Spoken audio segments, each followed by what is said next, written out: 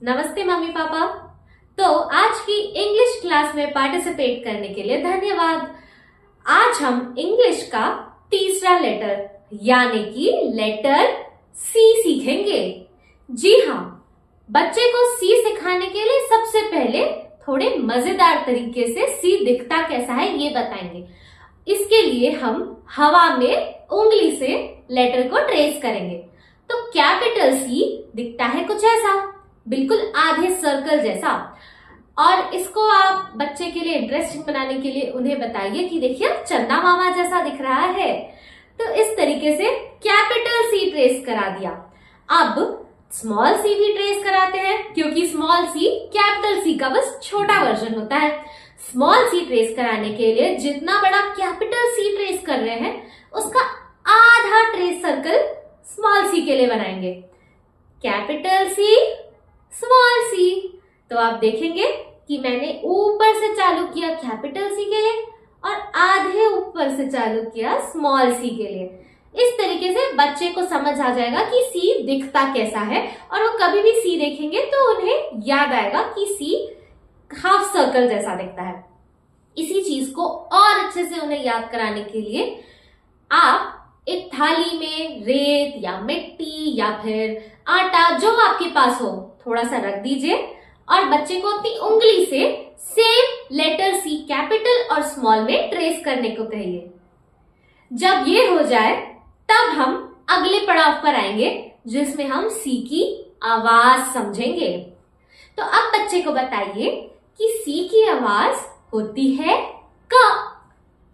क जैसे कुकड़कू का क, वैसा ही क सी की आवाज होती है।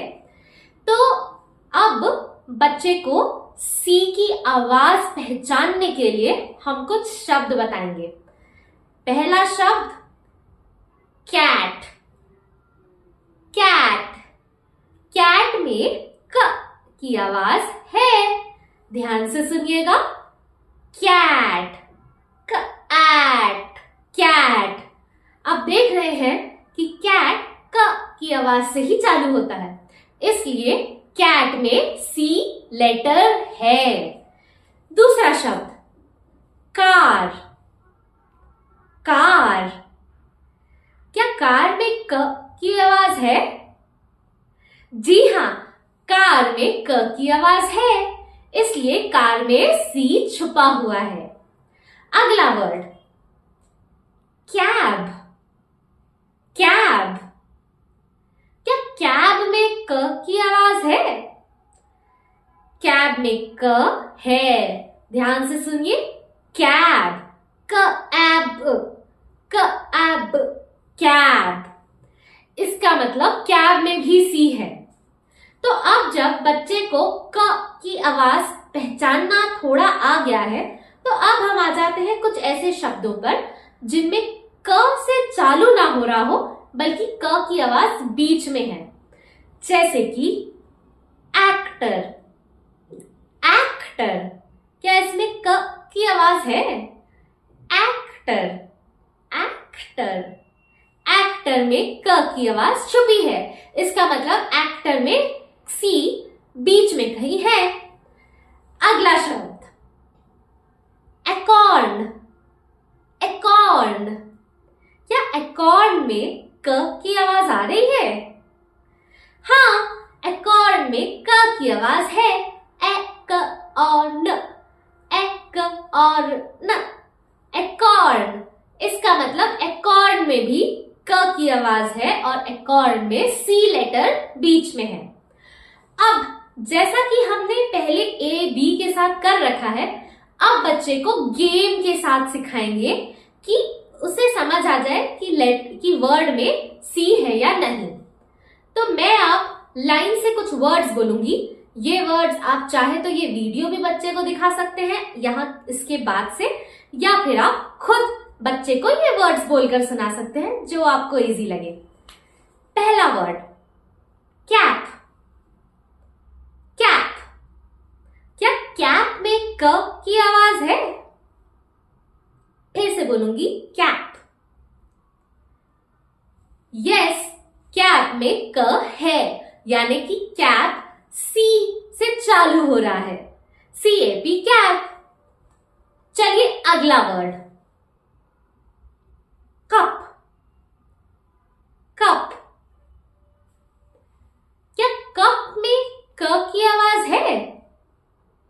कप। जी हां, इसमें क की आवाज है। इसका मतलब इसमें लेटर C छुपा हुआ है। अब आते हैं अगले वर्ड पर, बिकम। बिकम, क्या बिकम में क की आवाज है? बिकम, ध्यान से सुनिए, बिकम। हाँ, बिकम में क की आवाज है। इसका मतलब बिकम में बीच में कहीं C है। अगला वर्ड, बॉडी। बॉडी, क्या बॉडी में क की आवाज है? बॉडी। नो, बॉडी में क की आवाज नहीं है, मतलब इसमें C नहीं है। अगला वर्ड, एक्टिंग। एक्टिंग, क्या एक्टिंग में क की आवाज है? एक्टिंग। जी हां, एक्टिंग में क की आवाज है। इसका मतलब एक्टिंग में C है। अगला वर्ड, बकल। बकल, क्या बकल में क की आवाज है? बकल।